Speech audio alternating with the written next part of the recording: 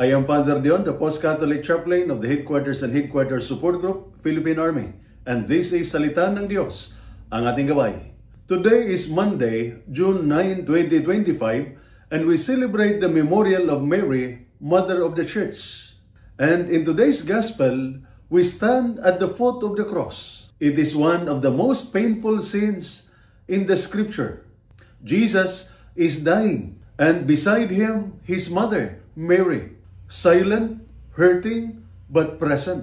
She does not run. She does not complain. She simply stays. That image is powerful because sometimes real strength is not in loud action, but in faithful presence. And in the middle of his suffering, Jesus gives Mary to John and to us. Woman, behold your son. Son, behold your mother.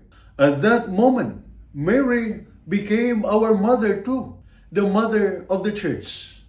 What does this mean for us soldiers and our families?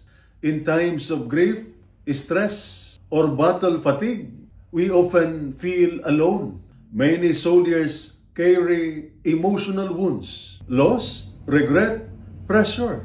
Families also deal with distances, fear, and anxiety. But today's gospel reminds us we are never alone. Just like she stayed with Jesus, Mary stays with us. She stands with the wounded. She walks with those who sacrifice. She strengthens those who serve. The Blessed Mother's example reminds us mental resilience grows when we allow ourselves to be vulnerable in prayer, knowing a mother cares. Moral strength deepens when we stand firm, even in pain, like Mary at the cross. Spiritual endurance comes from knowing we have a mother in heaven who intercedes and never abandons us. So today, if you are hurting, talk to Mary.